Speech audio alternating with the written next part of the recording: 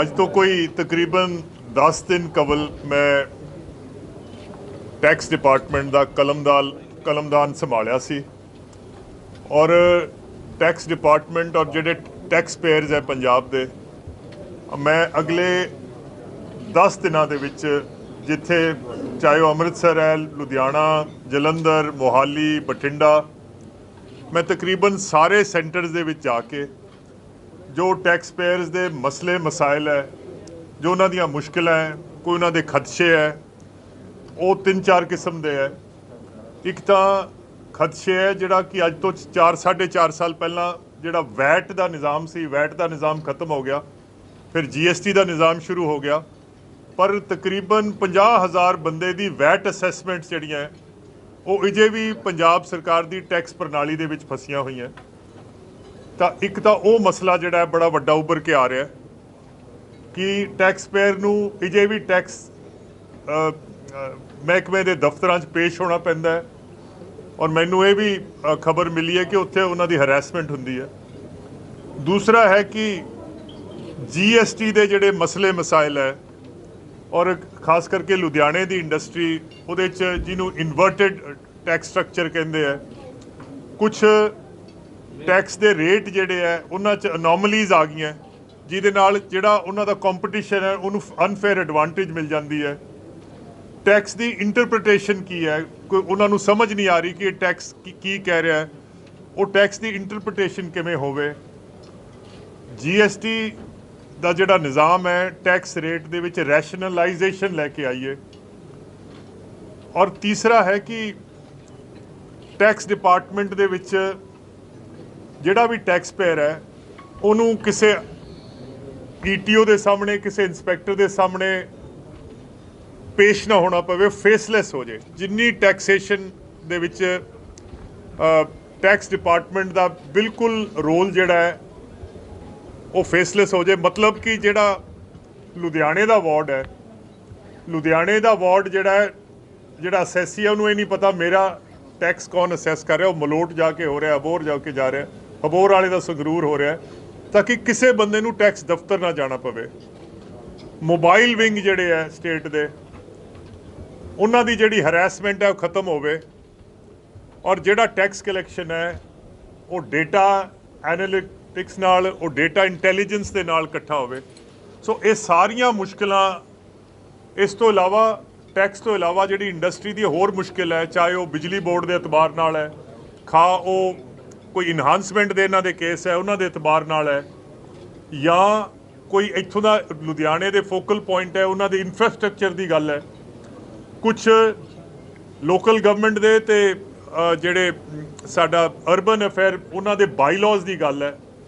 ਉਹ ਸਾਰੀਆਂ ਮੈਂ ਪਿਛਲੇ 2-2.5 ਘੰਟਿਆਂ 'ਚ, ਔਰ ਮੇਰੇ ਨਾਲ ਇੰਡਸਟਰੀਜ਼ ਮਿਨਿਸਟਰ ਗੁਰਕੀਰਤ ਸਿੰਘ ਕੋਟਲੀ ਸਾਹਿਬ, ਉਹ ਵੀ ਅਸੀਂ ਇਕੱਠੇ ਸੀ, ਸਾਰੇ MLA ਵਗੈਰਾ ਸੀ, ਆਸ਼ੂ ਜੀ, ਇਹ ਸਾਰੀਆਂ ਮੈਂ ਚੀਜ਼ਾਂ ਸਮਝ ਲਈਆਂ ਔਰ ਅਗਲੀ ਕੈਬਨਿਟ ਮੀਟਿੰਗ ਦੇ ਵਿੱਚ ਇਹ ਸਾਰੇ ਮਸਲੇ ਜਿਹੜੇ ਹੈ, ਜਿਹਨੂੰ ਪੰਜਾਬੀ 'ਚ ਕਹਿੰਦੇ ਹੈ ਕੱਪੜ ਛਾਨ, ਥ੍ਰੈਡਬੇਅਰ, ਦਿਸ ਵਿਲ ਬੀ ਡਿਸਕਸ ਥ੍ਰੈਡਬੇਅਰ। ਔਰ ਦੀਵਾਲੀ ਤੋਂ ਪਹਿਲਾਂ ਇਹ ਸਾਰੇ ਮਸਲਿਆਂ ਦਾ ਕੋਈ ਨਾ ਕੋਈ ਮੁਸਤਕਿਲ ਹੱਲ, ਪਰਮਾਨੈਂਟ ਹੱਲ ਜਿਹੜਾ ਹੈ ਇਹ ਸਰਦਾਰ ਚਰਨਜੀਤ ਸਿੰਘ ਚੰਨੀ ਸਾਹਿਬ ਦੀ ਸਰਕਾਰ 'ਚ ਅਸੀਂ ਕਰਨ ਜਾ ਰਹੇ ਹਾਂ। ਮੇਰਾ ਅੱਜ ਲੁਧਿਆਣੇ ਆਉਣ ਦਾ ਇਹੀ ਮਕਸਦ ਸੀ ਕਿ ਇਹ ਸਾਰੇ ਜਿਹੜੇ ਮਾਮਲਾਤ ਹੈ, ਜਿਹੜੇ ਪੰਜਾਬ ਦੀ ਇੰਡਸਟਰੀ ਤੇਜ਼ੀ ਨਾਲ ਵੱਧ ਸਕੇ, ਕਾਰੋਬਾਰ ਦਾ ਪਹੀਆ ਤੇਜ਼ੀ ਨਾਲ ਚੱਲ ਸਕੇ, ਕਾਰਖਾਨੇ ਦੀਆਂ ਉਦਾਸ ਚਿਮਨੀਆਂ 'ਚ ਇੱਕ ਵਾਰੀ ਧੂੰਆਂ ਫੇਰ ਨਿਕਲ ਸਕੇ, ਔਰ ਜਿਹੜੀਆਂ ਬਹਾਰਾਂ ਪੰਜਾਬ ਤੋਂ ਰੁੱਸ ਕੇ ਚਲੀਆਂ ਗਈਆਂ ਸੀ ਉਹ ਬਹਾਰਾਂ ਪੰਜਾਬ ਦੇ ਵਿੱਚ ਇੱਕ ਵਾਰੀ ਫੇਰ ਲੌਟ ਕੇ ਆਉਣ। ਅੱਜ ਮੈਂ ਉਸ ਮਕਸਦ ਨਾਲ ਅੱਜ ਮੈਂ ਲੁਧਿਆਣਾ ਸ਼ਹਿਰ ਆਇਆ ਸੀ।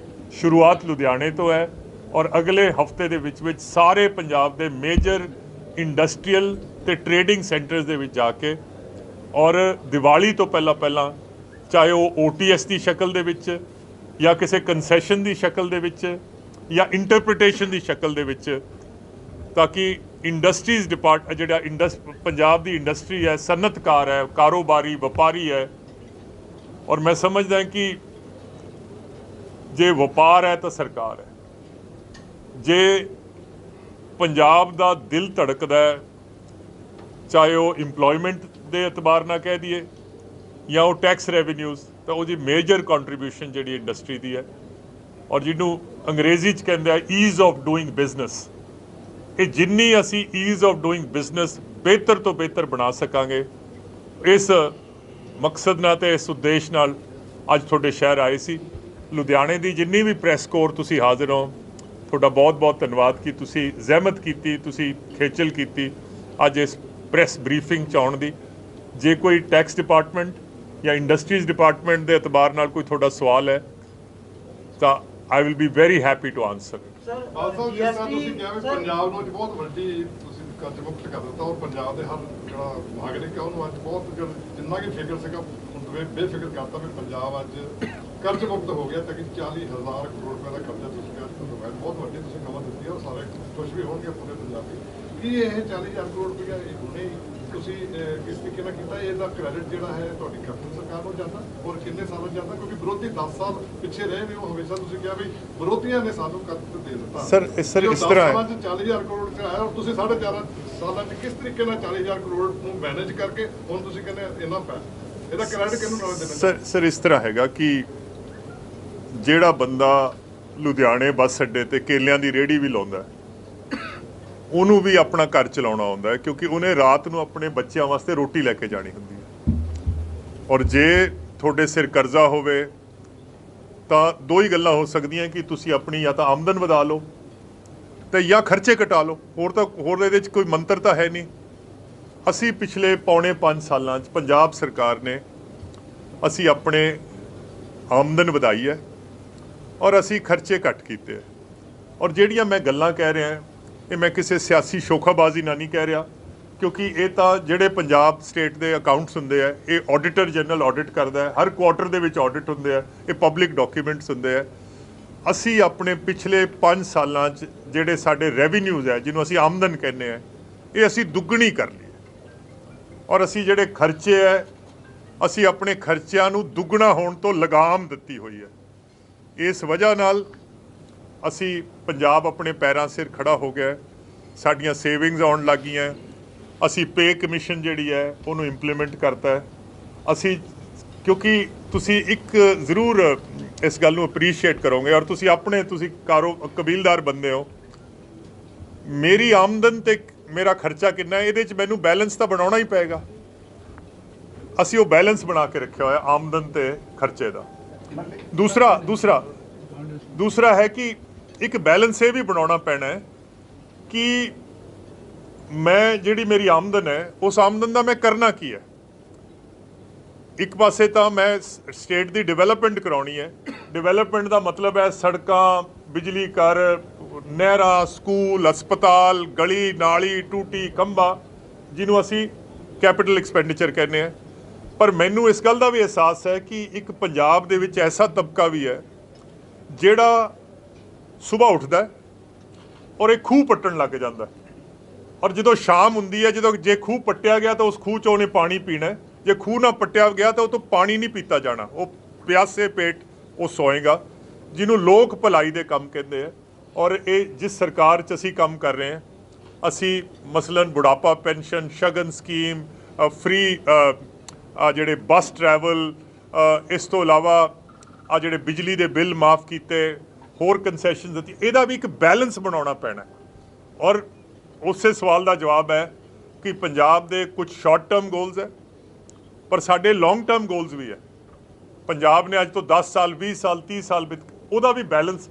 ਸੋ ਤੁਹਾਡਾ ਜੇ ਮੈਂ ਸਵਾਲ ਦਾ ਜਵਾਬ ਦੇਵਾਂ, ਇੱਕ ਬੈਲੈਂਸ ਬਣਾਉਣ ਦੀ ਕੋਸ਼ਿਸ਼ ਕੀਤੀ, ਔਰ ਇਹ ਵਜ੍ਹਾ ਹੈ ਕਿ ਪੰਜਾਬ ਅੱਜ ਫੇਰ ਅਸੀਂ ਸਾਡਾ ਕੋਈ ਓਵਰਡਰਾਫਟ ਹੈ ਨਹੀਂ, ਅਸੀਂ ਕਿਸੇ ਦੀਆਂ ਦੇਣਦਾਰੀਆਂ ਨਹੀਂ ਦੇਣੀਆਂ, ਔਰ ਅਸੀਂ ਇਸ ਹੈਸੀਅਤ ਤੇ ਔਕਾਤ 'ਚ ਆ ਗਏ ਹਾਂ ਕਿ ਅਸੀਂ ਲੋਕਾਂ ਨੂੰ, ਖਾਸ ਕਰਕੇ ਲੋਕ ਭਲਾਈ ਦੇ ਕੰਮਾਂ 'ਚ ਅਸੀਂ ਕੰਸੈਸ਼ਨ ਦੇਣ ਲੱਗ ਗਏ। ਆਪ ਬਤਾ ਜਦੋਂ ਸਾਡੀ ਕਾਂਗਰਸ ਦੀ ਸਰਕਾਰ ਜਦੋਂ ਬਣੀ ਸੀਗੀ, ਉਸ ਵੇਲੇ ਤੁਸੀਂ ਇੱਕ ਪ੍ਰੈਸ ਕਾਨਫਰੰਸ ਕਰਕੇ ਆ ਗਿਆ ਸੀ ਕਿ ਪਿਛਲੀ ਸਰਕਾਰ ਨੇ ਸਾਡੇ ਤੇ ਕਰਜ਼ਾ ਛੱਡ ਕੇ ਗਈ ਹੈ, ਇੱਕ ਵੱਡਾ ਕਰਜ਼ਾ ਸਾਡੇ ਤੇ ਛੱਡਿਆ ਗਿਆ। ਉਹ ਕਰਜ਼ਾ ਹੁਣ ਜਦੋਂ ਸਰਕਾਰ ਹੁਣ ਫਿਰ ਦੁਆਰਤੀ ਇਲੈਕਸ਼ਨ ਹੋਣ ਜਾ ਰਹੇ ਨੇ, ਇਹ ਕਰਜ਼ਾ ਸਾਡੇ ਦੇ ਉੱਤੇ ਵਧਿਆ ਵਾ ਜਾਂ ਘਟਿਆ ਵਾ, ਜਾਂ ਅਸੀਂ ਉੱਥੇ ਹੀ ਖੜੇ ਹਾਂ? ਸਭ ਇਹ ਕਰਜ਼ਾ ਜਿਹੜਾ ਹੈ ਓਵਰਆਲ ਤਾਂ ਵਧਿਆ ਹੈ, ਬਟ ਪਰਸੈਂਟੇਜ ਦੇ ਹਿਸਾਬ ਨਾਲ, ਸਾਡੀ ਆਮਦਨ ਦੇ ਹਿਸਾਬ ਨਾਲ ਘਟਿਆ। ਮੈਂ ਤੁਹਾਨੂੰ ਇੱਕ ਐਗਜ਼ਾਮਪਲ ਦਿੰਦਾ ਕਿ ਮੇਰੇ ਘਰੇ ਜਿਹੜਾ ਆਦਮੀ ਮੇਰਾ ਰੋਟੀ ਪਕਾਉਂਦਾ ਹੈ ਜਾਂ ਮੇਰੀ ਸੇਵਾ ਕਰਦਾ ਹੈ, ਉਸ ਬੰਦੇ ਨੂੰ ਤਾਂ ਜੇ 50,000 ਰੁਪਏ ਦਾ ਉਹਦੇ ਤੇ ਕਰਜ਼ਾ ਹੋਵੇ ਤਾਂ ਉਹਨੂੰ ਬਹੁਤ ਵੱਡੀ ਰਕਮ ਲੱਗੇਗੀ। ਪਰ ਜੇ ਮਨਪ੍ਰੀਤ ਦੇ ਉੱਤੇ ਲੱਖ ਰੁਪਇਆ ਵੀ ਕਰਜ਼ਾ ਹੈ ਮੇਰੇ ਆਪ ਦੇ ਉੱਤੇ, ਕਿਉਂਕਿ ਮੈਂ ਜ਼ਮੀਨਾਂ ਵਾਲਾ ਆਦਮੀ ਹੈ, ਤਾਂ ਮੈਨੂੰ ਉਹ ਘੱਟ ਲੱਗੇਗਾ। ਸੋ ਜਿਹੜਾ ਪੰਜਾਬ ਦਾ ਕਰਜ਼ਾ ਜਿਹੜਾ ਹੈ ਓਵਰਆਲ ਪੰਜਾਬ ਦੀ ਆਮਦਨ ਨਾਲ ਤਾਂ ਉਹਦੀ ਪਰਸੈਂਟੇਜ ਥੱਲੇ ਗਈ ਹੈ, ਬਟ ਰਕਮ ਜਿਹੜੀ ਹੈ ਉਹ ਤਾਂ ਵਧੀ ਹੈ। Sir, what is the total amount involved in that?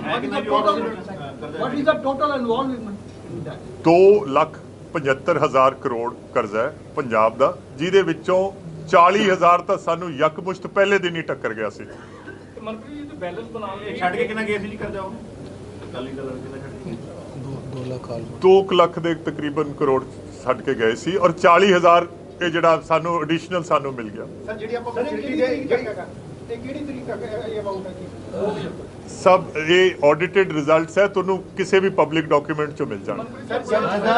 Sir ਇੱਕ ਬਾਰ ਕਰ ਲੈ। ਸਰ ਆਪਣਾ ਜੋ ਵੀ ਤੁਸੀਂ ਬੈਲੈਂਸ ਬਣਾਉਣ ਦੀ ਗੱਲ ਕਰ ਰਹੇ ਹੋ, ਸਰ ਇਹ 'ਚ ਆਪਣੀ ਆਮਦਨ ਵਧੀ ਹੈ ਕਿ ਆਪਾਂ ਖਰਚਾ ਘਟਾਇਆ ਜੀ? ਕਿੱਦਾਂ ਬੈਲੈਂਸ? ਸਰ ਆਮਦਨ ਦੁੱਗਣੀ ਕਰ ਲਈ ਹੈ। ਆਮਦਨ ਸਰ ਦੇਖੋ ਖਰਚੇ ਵੀ ਤਾਂ ਵਧੇ, ਪਰ ਖਰਚੇ ਦੁੱਗਣੇ ਨਹੀਂ ਵਧੇ।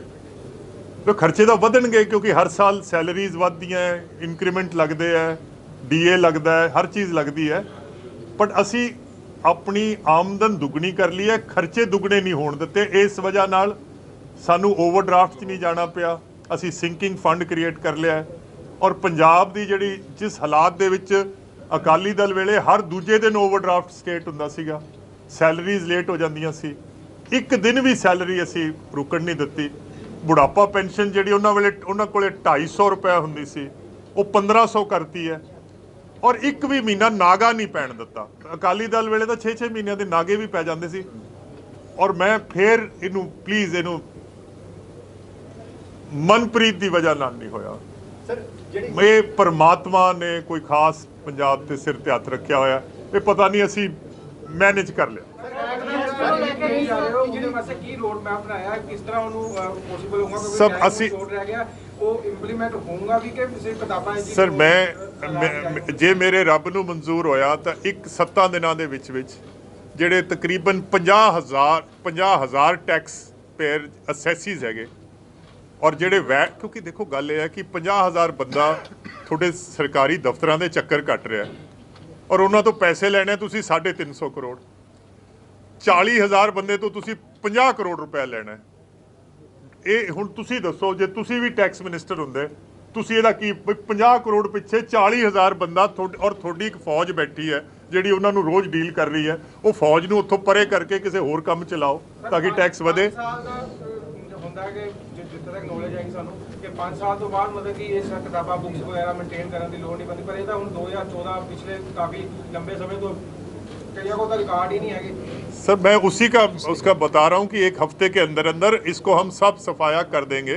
कैबिनेट में आज जो मुझे बातें पता चली हैं उसके हिसाब से we will find a solution to this कि असी वैट वाले सिस्टम तो ये जिहड़ी लैगेसी इशूज़ है, पुराने केस चलते पे है, ये सरकार का भी हित च नहीं है कि सरकार का एड्डी वड्डी अफसरशाही वो पुराने 14-15 के केस डील कर रही है। असी अगली कैबिनेट मीटिंग करके इन्हां नूं खत्म करने की कोशिश करेंगे।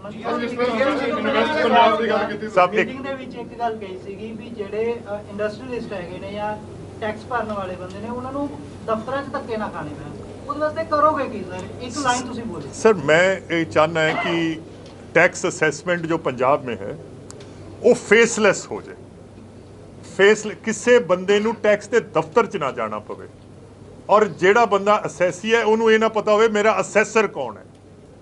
ਔਰ ਜੇ ਕਿਤੇ ਕਿਸੇ ਨਾਲ ਕੋਈ ਮੀਟਿੰਗ ਵੀ ਹੋਵੇ ਤਾਂ ਉਹ ਇਲੈਕਟ੍ਰੋਨਿਕ ਮੀਟਿੰਗ ਹੋਵੇ, ਔਰ ਇੱਕ ਮਿੰਟ ਸੁਣ ਲਓ, ਔਰ ਉਹਦਾ ਰਿਕਾਰਡ ਰੱਖਿਆ ਜਾਵੇ ਤਾਂ ਕਿ ਜਿਹੜਾ ਉਹਦਾ ਸੀਨੀਅਰ ਹੈ ਜਾਂ ਮੈਂ ਅਸੈਸ ਕਰ ਸਕਾਂ ਕਿ ਫਲਾਣੇ ਬੰਦੇ ਨੇ ਜਵਾਬ ਕੀ ਦਿੱਤਾ, ਸੋ ਦੈਟ ਜਿਹੜੀ ਇਹ ਡਿਸਕ੍ਰਿਸ਼ਨ ਹੈ ਇਹ ਖਤਮ ਹੋਣੀ ਚਾਹੀਦੀ ਹੈ। ਜੀਐਸਟੀ ਨੂੰ ਲੈ ਕੇ ਪੰਜਾਬ ਦੇ ਵਿੱਚ ਤੁਸੀਂ ਗੱਲ ਕੀਤੀ ਹੈ, ਇਨਵੈਸਟ ਪੰਜਾਬ ਦੇ ਵਿੱਚ ਜਿਸ ਤਰ੍ਹਾਂ ਸਾਰੇ ਉਦਯੋਗਪਤੀਆਂ ਨੇ ਆਪਣੀ ਸਮੱਸਿਆ ਦੱਸੀਆਂ ਸਭ ਤੋਂ ਵੱਡੀ ਸਮੱਸਿਆ ਉਹਨਾਂ ਦੀ ਵਿੱਚ ਹੋ ਕਹਿੰਦੇ ਤੁਸੀਂ ਕਿੱਦਾਂ ਪੰਜਾਬ ਗਵਰਨਮੈਂਟ ਇੰਪਰੈਸਡ ਕਰ ਸਕਦੀ ਹੈ ਬਾਹਰ ਦੇ ਜਿਹੜੇ ਵੱਡੇ ਲੋਕਪਤੀ ਆ ਔਰ ਕਿਸ ਤਰ੍ਹਾਂ ਫੋਰਨ ਦੇ ਇਨਵੈਸਟਮੈਂਟਸ ਨੂੰ ਤੁਸੀਂ ਦੱਸ ਸਕਦੇ ਹੋ ਕਿਉਂਕਿ ਕਹਿੰਦੇ ਇਨਫਰਾਸਟ੍ਰਕਚਰ ਦੀ ਕਮੀ ਆ এনवायरमेंट ਦੀ ਕਮੀ ਆ ਔਰ ਪ੍ਰੋ ਇੰਡਸਟਰੀਜ਼ ਮਾਹੌਲ ਕਿਸ ਤਰ੍ਹਾਂ ਦੇਵੋਗੇ ਤੁਸੀਂ ਸਭ ਅੱਜ ਦਾ ਟਾਈਮ ਜਿਹੜਾ ਸ਼ਾਰਟ ਰਹਿ ਗਿਆ also the regular rail roko Bharat Bandh industry is in hardship because nobody is coming from outside. चलो ये तो this is a phenomena which is only taken place in the last 12 months. But मैं आपको बड़ी जिम्मेवारी से और बड़े वसूख से एक बात कहना चाहता हूँ कि पिछले 4.5 साल में पंजाब में 80,000 करोड़ की इन्वेस्टमेंट ग्राउंडेड है। प्लीज़ इसको फिर से एक बार नोट कर लें। और कोविड के दौरान भी साढ़े कोले 20,000 करोड़ की इन्वेस्टमेंट आई और इहदा मैं ब्रेकअप भी थोनों मैं SMS कर दूंगा। 22,000 24,000 करोड़ तो रिफाइनरी की आई, पैप्सी प्लांट आया, फॉर्जिंग्स आईयां पंजाब दे विच। This has been the best 4.5 years. और मेरी एक होर भी बेनती है कि पंजाब अज भी इन्वेस्टमेंट या इंफ्रास्ट्रक्चर के हिसाब नाल इट्स अ गुड स्टेट। तुसी बिहार की गल करते हो, मध्य प्रदेश किते जाके देखो, उत्थे भी इंफ्रास्ट्रक्चर इन्ना बेहतर नहीं है जिन्ना कि सोचा। और पंजाबी जिहड़ा है वो पंजाब 'च इन्वेस्ट करता है। और अज साडी जिहड़ी सब तो वड्डी प्रायोरिटी है वो है कि जिहड़ा इंडस्ट्रीलिस्ट अज पंजाब 'च काम कर रहा है, जिदन ओनू सहूलत मिल गई और जिदन ओनू लग्या कि साडा काम साडे मामलात ठीक है, बाहरली इन्वेस्टमेंट खुद बे खुद चल के आएगी। But main priority is existing जिहड़ा है ਉਹਨੂੰ ਈਜ਼ ਆਫ ਡੂਇੰਗ ਬਿਜ਼ਨਸ ਤੇ। ਆਪ ਬੋਲੋ। ਜਿਹੜੀ ਅਗਲੀ ਟਰਮ ਸ਼ੁਰੂ ਹੋਣੀ ਹੈ ਉਸ ਤੋਂ ਪਹਿਲਾਂ ਕੀ ਅਸੀਂ 2,70,000 ਕਰੋੜ ਦਾ ਜਿਹੜਾ ਕਰਜ਼ਾ ਹੈ ਉਸ ਤੋਂ ਅਸੀਂ ਮੁਕਤ ਹੋ ਜਾਾਂਗੇ ਜਾਂ ਅਗਲੇ ਟਰਮ 'ਚ ਇਹੀ ਕਰਜ਼ਾ ਆਪਾਂ ਅੱਗੇ ਲੈ ਕੇ ਜਾ ਰਹੇ ਹਾਂ? ਸਭ ਦੇਖੋ ਇਹ ਤਾਂ ਕਿਉਂਕਿ ਹੋ ਸਕਦਾ ਤੁਹਾਨੂੰ ਫਾਈਨੈਂਸ ਦੇ ਵਿੱਚ ਦਿਲਚਸਪੀ ਨਾ ਹੋਵੇ। 2,70,000 ਕਰੋੜ ਦਾ ਕਰਜ਼ਾ ਯਕਮੁਸ਼ਤ ਨਹੀਂ ਖਤਮ ਹੁੰਦਾ ਔਰ ਕਰਜ਼ਾ ਅਸੀਂ ਕਿੰਨਾ ਲੈ ਸਕਦੇ ਹਾਂ ਇਹ ਵੀ ਸਾਡੇ ਤੇ ਨਹੀਂ ਕਿ ਅਸੀਂ ਕਰਜ਼ਾ ਕਿੰਨਾ ਲੈਣਾ ਹੈ।